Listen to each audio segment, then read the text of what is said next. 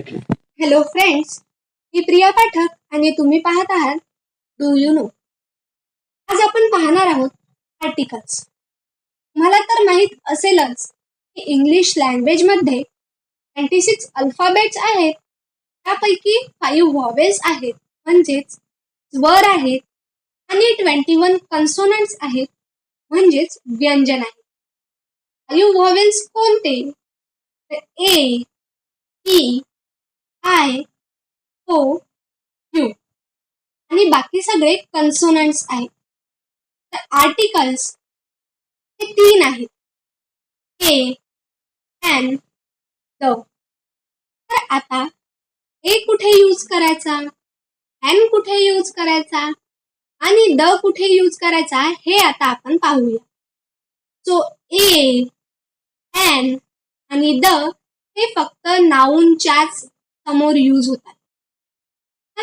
कोणत्या नाऊनच्या समोर ए यूज करायचा असतो, कोणत्या नाऊनच्या समोर एन यूज करायचा असतो आणि कोणत्या नाऊनच्या समोर द यूज करायचा असतो हे आता आपण पुढे पाहूया. तर ए हे व्यंजन हा समोर यूज करायचा असतो म्हणजेच कन्सोनंटच्या समोर यूज करायचं असतं.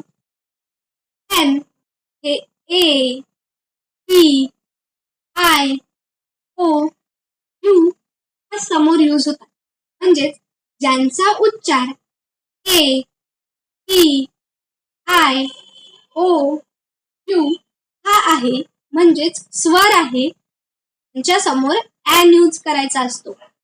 आता तुम्हाला एक ट्रिक सांगते, त्याने तुम्हाला सोपी माहित होईल. क ते ज्ञ पर्यंतच्या साऊंडला ए यूज होतो कारण क ते ज्ञ हे व्यंजन आहेत म्हणजेच कन्सोनंट्स आहेत आणि अ ते आहा पर्यंतच्या साऊंडला एन यूज होतो कारण अ ते आहा हे आपले स्वर आहेत म्हणजेच व्हॉवेल्स आहेत. आता काही एक्झाम्पल्स घेऊ, त्याने तुम्हाला कळेल. युरो, युरोचं स्पेलिंग ई पासून स्टार्ट जरी होत असलं तरी त्याच्या समोर ए लागतो कारण त्याचं प्रोनाउन्सिएशन यू पासून स्टार्ट होतं. युनिफॉर्म, युनिफॉर्मचं तर यू पासून स्पेलिंग स्टार्ट होतं तर त्याच्यासमोर एन का नाही लागत, कारण युनिफॉर्मचं स्पेलिंग जरी यू पासून स्टार्ट होत असलं तरी सुद्धा त्याचं प्रोनाउन्सिएशन यू पासून स्टार्ट होत आहे म्हणजेच कन्सोनंट आहे म्हणून त्याच्या समोर ए लागणार. वन, वनचं स्पेलिंग ओ पासून स्टार्ट होत असलं तरी सुद्धा त्याच्या समोर एच लागणार कारण त्याचं प्रोनाउन्सिएशन व पासून स्टार्ट होत आहे. आता अम्ब्रेला पाहूया. अम्ब्रेलाचं स्पेलिंग यू पासून स्टार्ट होत आहे परंतु त्याचं प्रोनाउन्सिएशन पण अ पासून स्टार्ट होते म्हणजेच अम्ब्रेला म्हणून त्याच्या समोर एन लागणार.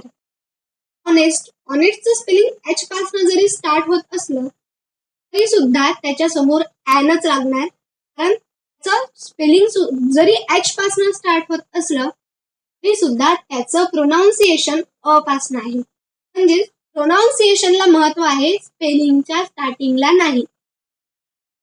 आता पाहू द. एका विशिष्ट किंवा स्पेसिफिक किंवा पर्टिक्युलर वस्तू व्यक्तीच्या बाबतीत जर आपण बोलत असू तर तिथे द लागतं. हे एक्झाम्पल पाहूया.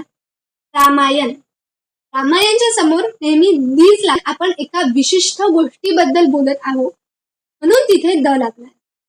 आणि गंगा रिव्हर, रिव्हर एका विशिष्ट रिव्हर म्हणजेच एका विशिष्ट गंगा रिव्हर बद्दल बोलत आहोत म्हणून तिथे द लागणार.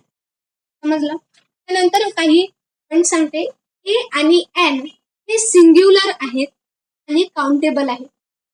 द हे सिंग्युलर, प्लुरल, काउंटेबल किंवा नॉन काउंटेबल सुद्धा असू शकतात. आता काही एक्झाम्पल्स पाहू, तुम्ही सॉल्व्ह करा आणि त्याची आन्सर्स मला कमेंटमध्ये सांगा. He is moving to dash dash USA. Second आहे this is dash dash orange. Third आहे I have never used dash dash computer. Fourth आहे Riya has dash dash doll. Fifth आहे Meena brought dash dash apple. याचे answer तुम्ही मला कमेंटमध्ये सांगा. तुम्हाला हा व्हिडिओ आवडला असेल तर व्हिडिओला लाईक आणि चॅनलला सबस्क्राईब करा आणि व्हिडिओला शेअर करायचं विसरू नका. Thanks for watching.